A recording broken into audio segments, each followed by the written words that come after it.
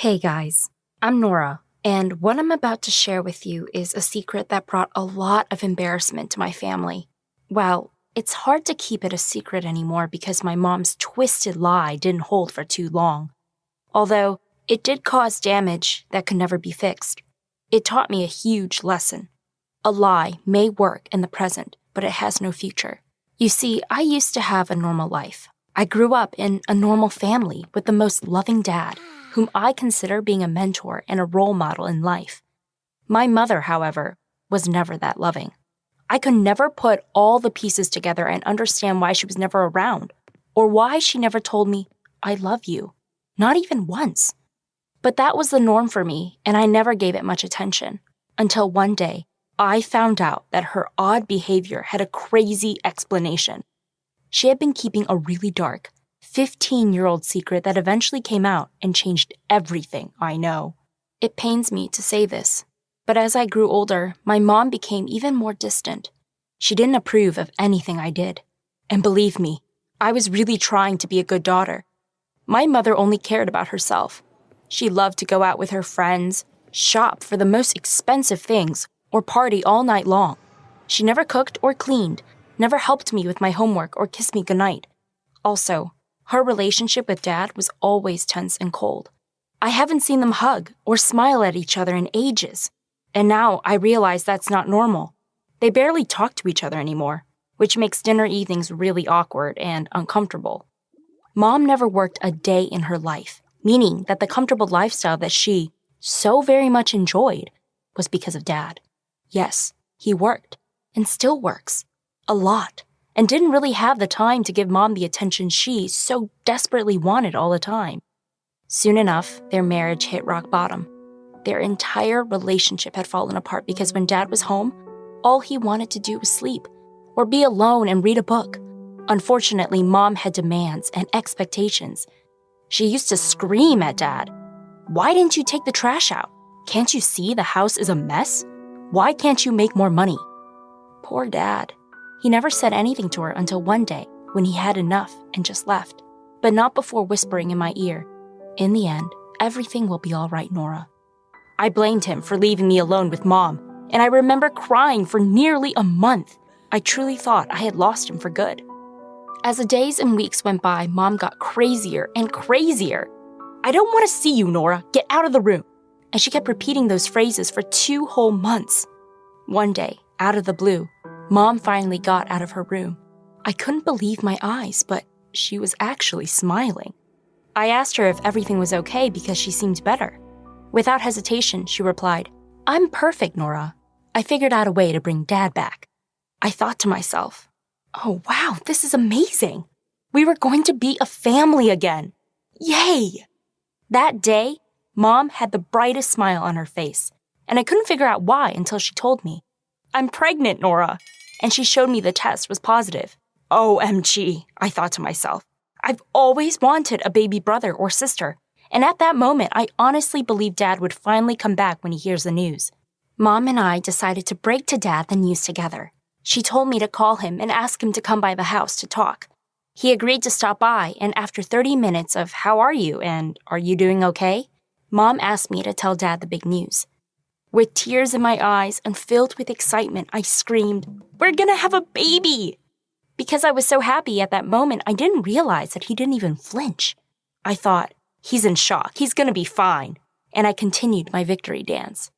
1 week later, Dad moved back to the house, and for the first time in my life, things were getting better in the family.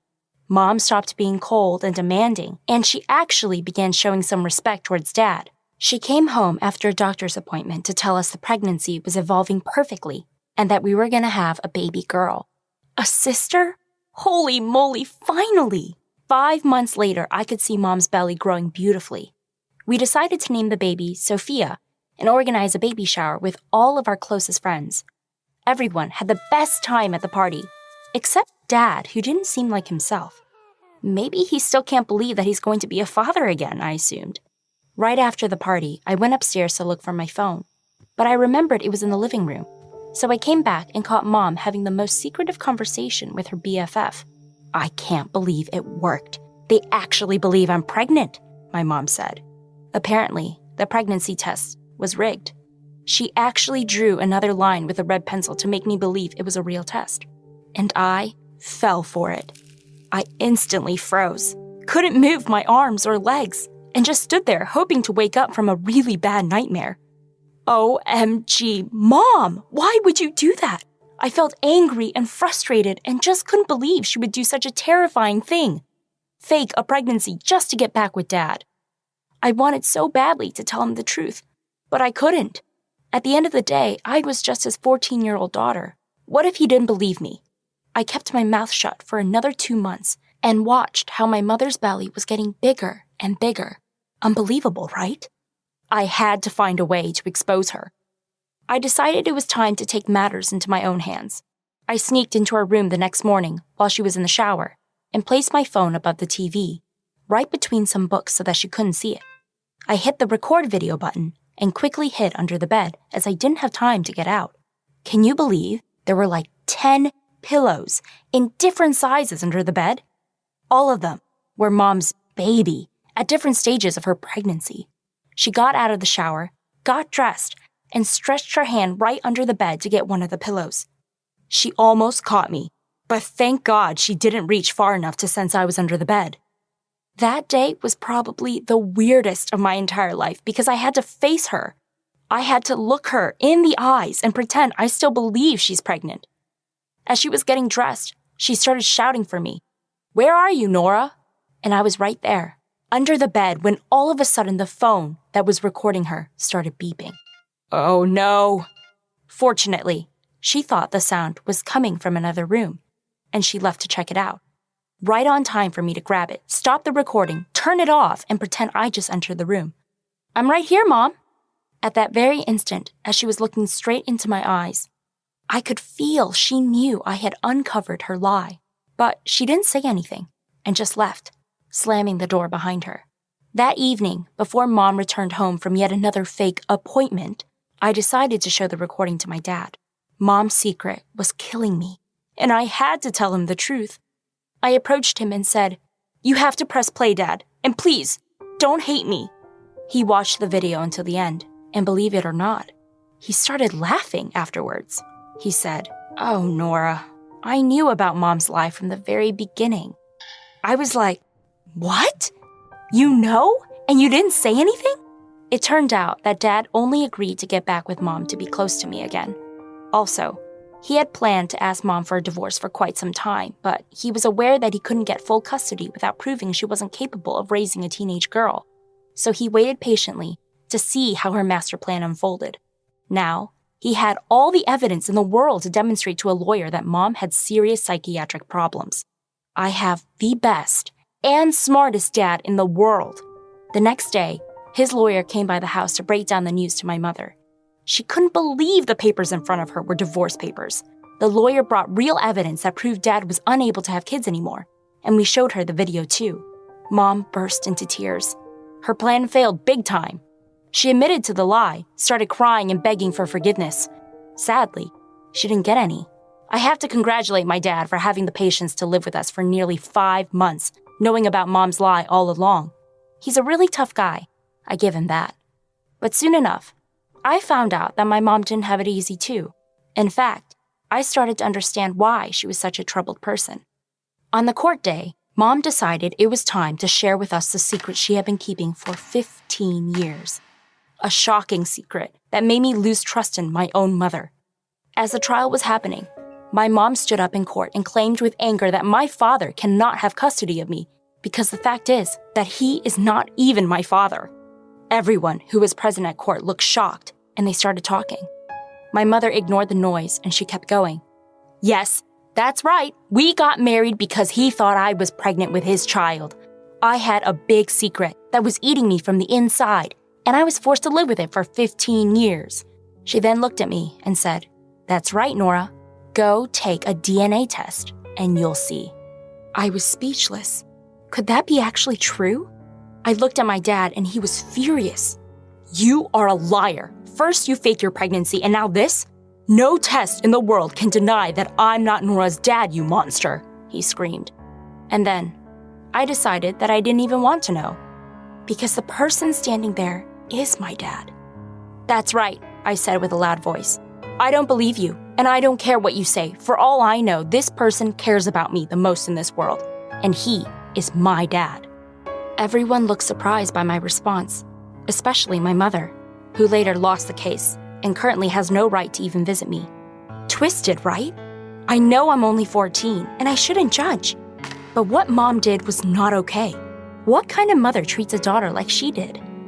It's been a year since I moved in with my dad, and in all honesty, I've never been happier. Right now, I can't forgive my mother for what she did. At least, not yet. Maybe I don't have the maturity to do it. Or maybe she doesn't deserve my forgiveness. What did you think of my story? Do you think that what my mom said could be true? He'd sent her a long, threatening message. She was crying so much that she couldn't even tell me what the message said. So I grabbed her cell phone and read, "Dear stupid Carla, I'm missing you a lot. You owe me. Do as you're told, sweetheart. Otherwise, this beautiful photo of you will be all over Facebook, and your life will be ruined for good." At the end of the message, there was a photo of Carla, improperly dressed, holding a bottle of beer. It must have been a photo that he'd taken of her without her realizing. What a disgusting human being he was. "I don't know what we can do, but I think we need to tell Dad," I told her. But this was totally out of the question for her. She thought that the only solution would be for her to take money from Dad without him noticing and give it to that freak. And by doing so, he would hopefully stop harassing and threatening her. And then her life wouldn't be ruined. It didn't sound right to me at all. Taking money from Dad without his permission was stealing. Neither Carla nor I have ever stolen before. Why would we have needed to? Eventually, Carla convinced me and told me that Dad would never notice that some money was missing. Even if it was a huge sum of money, he would still never notice because that's how much money he had. And that was exactly what we did. We snuck into Dad's room and searched everywhere, but we couldn't find anything. We were just about to give up when Carla found a box that was hidden in his closet, and it had some money in it. "The rest of Dad's money must be in the bank," Carla said. I thought about it for a moment. If Dad had put the rest of his money in his bank account, then he would definitely notice the absence of the money that he kept in his closet. But if we failed to find any more money, my sister's life would be ruined. Carla took the money and hid it in her room. On that night, we all sat together for dinner. Dad looked at our faces, and he definitely noticed our anxiety and nervousness. Dad always knew us more than we knew ourselves. Despite that fact, he wasn't very good at bringing up difficult subjects. He cleared his throat, then said, "When your mom was still with us, she used to know when I was upset just by looking at my face. She used to then ask me, 'What is wrong?' And I wouldn't answer, but she always knew what was wrong with me without needing to ask. But I am not as smart as your mom was. It is true that I can also know when something is wrong, but I cannot tell what it is exactly." At that moment, I wanted to scream and tell him about everything that had happened, but the sad look on Carla's face stopped me in my tracks, and I couldn't say a word. I only wished that everything would work out okay and that the nightmare that we were living in would soon come to an end so that we could return to being a normal, happy family. We never said a word that night. We just smiled. There wasn't anything to say. The next day, Carla went to give the guy the money he asked for. He took the money, smiled, and went on his way. She came back home happy, as she thought that her ordeal had finally ended. But before she could even tell me what had happened, she received a new message with a new picture. Nevertheless, this time the guy threatened her again and said that if she did not bring him the same amount of money every single day, all of her photos would be uploaded to a fake Facebook account with her name. Not only that, but he also threatened that he wouldn't hesitate for a second to send all those photos of her to our dad as well. "Oh no, it is getting worse. We cannot provide him with that kind of money every single day. We barely were able to get him that money the first time," I said. I grabbed her phone and replied to his message telling him that we did not have enough money. He replied, "It might be true that you don't have enough money, but your father definitely has enough." That guy was planning on robbing my dad of his money from the get-go. I couldn't believe that my naive sister had genuinely thought that he loved her. I looked at my sister, only to see her running to check if there was any money left in the box she could give him to stop him from ruining her life. Surprisingly, the box was full of money once again. She didn't think